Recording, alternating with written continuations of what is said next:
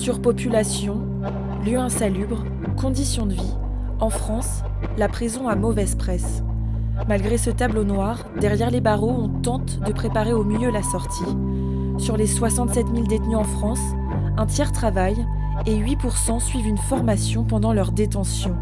Des activités qui favorisent la réinsertion.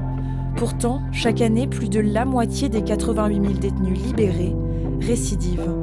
Car sans les bons appuis, l'après-prison devient rapidement un parcours du combattant. Réadaptation à la vie en société, difficulté à retrouver un emploi et un logement. Nous avons rencontré 2 anciens détenus, Franz, qui vit avec sa compagne, et Olivier, un entrepreneur acharné. Grâce à leurs proches, ils ont repris pied et ils ont su, malgré les obstacles, reconstruire leur vie.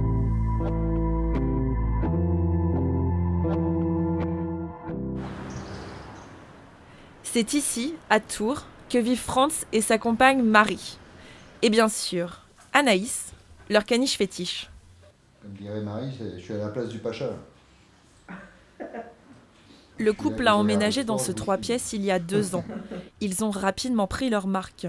Loin des 9 mètres carrés de son ancienne cellule, Franz s'est approprié les murs. Voilà, j'ai la chance d'avoir mon Johnny qui est là. Il a toujours été mon chanteur préféré. Voilà, je pense que quelque part il me ressemble. Voilà, c'est moi qui lui ressemble. Mais voilà, j'aime bien.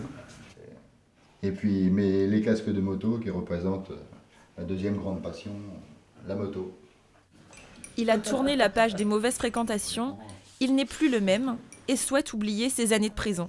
Avant, il sortait, des fois il sortait dans les bars, ça l'agaçait. Et puis, c'était pour voir les copains qui aimaient bien boire. Et puis, et ça, j'ai dit, c'est les copains ou alors c'est moi. Ah oui, mais bon, c'était les anciennes relations. Voilà. Bah oui, mais des fois, les mauvaises relations, des fois... D'où notre déménagement. Ouais, des relations, des La fois... nouvelle vie a commencé ici. C'est vrai. La présence de Marie a été essentielle et elle a même réussi à changer son comportement. Et je suis plus doux, on va dire. Moins un brut de pop. Ouais. Avant, je dégainais plus vite que Lucky. Ouais, c'est vrai que des fois... Ah oui, ça n'a pas été rose tout le temps, hein, c'est sûr. Hein. Mais bon, c'est là qu'on apprend à faire les concessions. C'est voir dehors. Faut voir comment t'es belle. Les coquines. Balade à la campagne, partie de pêche ou brocante, ils ont construit leur quotidien de couple. Et Franz ne manque pas de petites attentions. J'adore les fleurs. Je lui offre, moi, je vais. Aujourd'hui, Franz profite de sa liberté, il peut se promener avec Marie quand il veut. Mais s'il lui savoure, d'autres se préparent avec l'aide de conseillers. À la maison d'arrêt de Tours, derrière ces murs, 200 détenus sont incarcérés. Visiteuse bénévole depuis 7 ans, Marie-Thérèse Loza vient chaque semaine. Elle suit 3 détenus.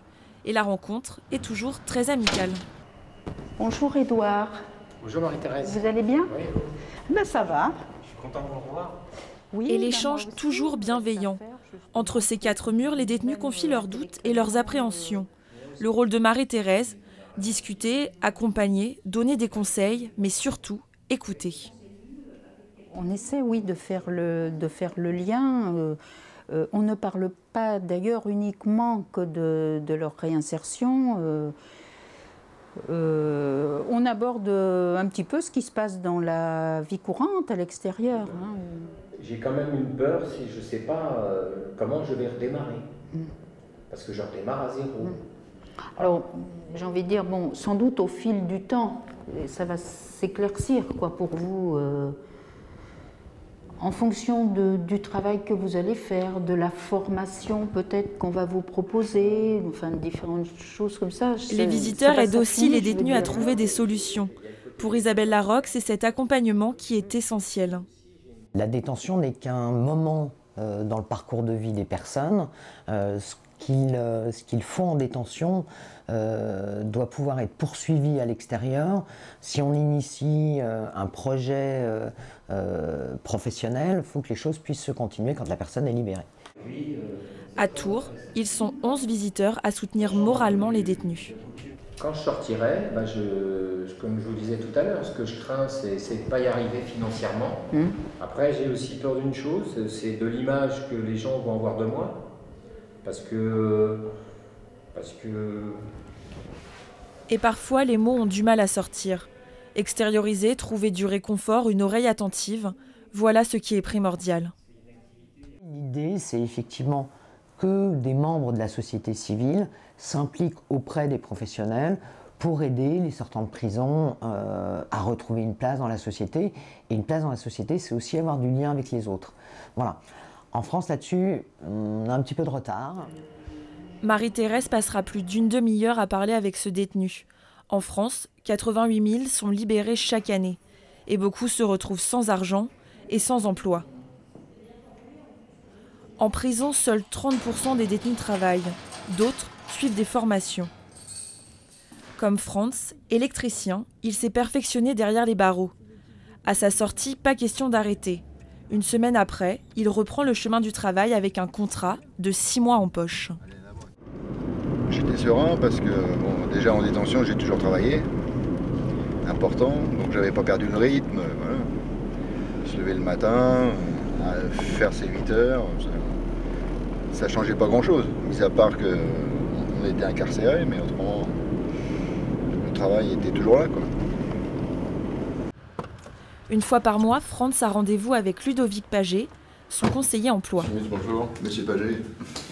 Ensemble, ils font le point sur les offres des agences d'intérim. J'ai un peu peur qu'il vous ait squeezé. Et pendant les périodes creuses, l'aide du conseiller est précieuse. Oui, vous allez peut-être pouvoir me renseigner. Moi, je travaille sur l'Indre-et-Loire et je voulais savoir, moi, si à ce jour-là, vous aviez éventuellement d'autres missions à proposer, si vous recherchez d'autres profils. Alors, les prochains recrutements qu'on aura chez eux ne seront pas avant début janvier sur des profils d'électriciens câbleurs. Franz est électricien depuis plus de 30 ans. Il connaît bien son métier et sa valeur sur le marché du travail. Il est donc exigeant. Et ils étaient prêts à vous prendre, par contre? Je leur ai dit que... Ou pas oui. Ouais. Et pour des missions de demi-journée, une journée, j'ai dit... Vous avez dit non. Il refuse toutes les missions trop courtes ou sous-payées. Mais Franz est motivé. Pour Ludovic Pagé, il a le profil idéal. Il fait des démarches régulières pour essayer de retrouver. Donc il recherche les offres d'emploi, il se déplace dans les agences. Il n'y a jamais eu de trou dans le CV de Franz, un passage en prison qu'il a décidé de cacher aux employeurs. À leur sortie de prison, 60% des anciens détenus sont au chômage et beaucoup perdent leur motivation et leur confiance en eux. Ce qui se passe pour les gens qui sont sans activité pendant un certain temps, en fait, c'est la démobilisation qui peut se faire au fil des semaines, au fil des mois, la perte de confiance en soi, et qui en effet génère derrière des problématiques, en tout cas des freins supplémentaires pour la reprise d'un emploi, parce que si on ne croit plus en soi, forcément on va moins de l'avant. Et quand on se présente à un employeur ou une agence d'intérim, on n'est pas forcément dans les meilleures dispositions. Et donc du coup, des fois, ça peut se sentir. Franz a su tirer son épingle du jeu. Depuis plus de 10 ans, il enchaîne les missions d'intérim. Le travail est ponctuel, parfois précaire. Mais si pour certains, l'après-prison s'apparente à un chemin de croix, pour d'autres, les affaires marchent. Par précaution, voilà, là on va pouvoir y aller. Bleu de travail sur le dos, cône à la main, Olivier a la parfaite allure du travailleur. Son domaine, les travaux dans le bâtiment. Il y a 3 ans, il crée son entreprise. Là on va sur le chantier d'une restauration d'une pilasse. 10 ans qu'Olivier est sorti de prison. Maçon de formation, comme pour Franz, il n'était pas question de ranger les outils. Depuis le début de l'année, son carnet de commandes est bien rempli. Il entame son 6e chantier. Pour lui, travailler, c'est une liberté. Quand j'étais incarcéré dans mes 9 mètres carrés, j'entendais une bétonnière à côté là, dans le quartier. Ça me faisait mal au ventre de savoir le bruit de la bétonnière qu'il y avait, ou le bruit des truelles. Et comment être enfermé pour pouvoir rien faire. Oh là là.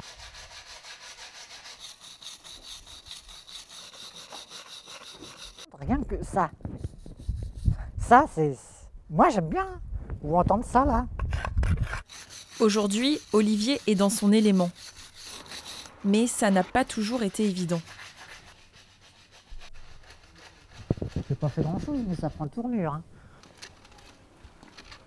Il a connu les galères, plus de 300 demandes d'emploi envoyées et pas toujours de retour. En étant son propre patron, Olivier est satisfait. Il gagne bien sa vie, assez pour embaucher une secrétaire à mi-temps. Son futur projet, employer un ouvrier. Et il y a une chose qui le passionne autant que son travail, la course à pied. Aujourd'hui, c'est l'épreuve des 8 km. Olivier n'a pas chaussé ses baskets, il est là pour encourager les participants. Un peu comme lui, qui a reçu le soutien d'un ami proche à sa sortie de prison. Il a toujours encouragé. Et toujours le petit punch pour persévérer, pour encourager, pour tout le temps. C'était quoi les mots d'encouragement? Aller au plus vite, aller au plus loin, au plus long, au plus grand, tout le temps. Jamais désespéré avec lui, jamais. Celui qui a eu les bons mots, c'est Henri Gommet, l'animateur de la course. Les deux hommes se sont rencontrés en prison. Henri, visiteur bénévole, venait voir Olivier tous les jeudis. Leur amitié a continué à l'extérieur, 12 ans que ça dure. Aujourd'hui encore, il ne manque pas de le conseiller. Trace avec avec une serpe ou une râpe. Si aujourd'hui la taille de la barbe est le principal souci, l'après-prison ne s'est pas fait avec tant de légèreté. Comme pour la course à pied, ça s'est joué au mental. Tout était une question d'endurance. Il a retroussé les manches, il s'est battu, il n'a jamais désespéré, il y a eu des hauts et des bas. La course à pied a guéri Olivier comme une thérapie contre l'alcoolisme. À chaque foulée, c'était un peu plus de gagner. Olivier est friand des métaphores, sa vie c'est un combat, une course, mais aussi un chantier. Et là, c'est le maçon qui parle. J'ai reconstruit ma vie, parce que ma vie elle était écroulée, elle était dans les décombres. Et maintenant je l'ai reconstruit. Et c'est pas évident hein, de tout repartir à zéro, hein, je peux vous dire. Un nouveau départ pour se remettre dans la course, peu importe la position. Car pour Olivier, le dernier a autant de mérite. Olivier Sully, c'est une connaissance, c'est un garçon courageux qui a connu... À l'heure de la remise des médailles, notre maçon qui aime les symboliques remet la coupe au dernier. Pour Olivier, la course n'est pas encore tout à fait terminée, mais une chose est sûre, maintenant, il a la bonne foulée.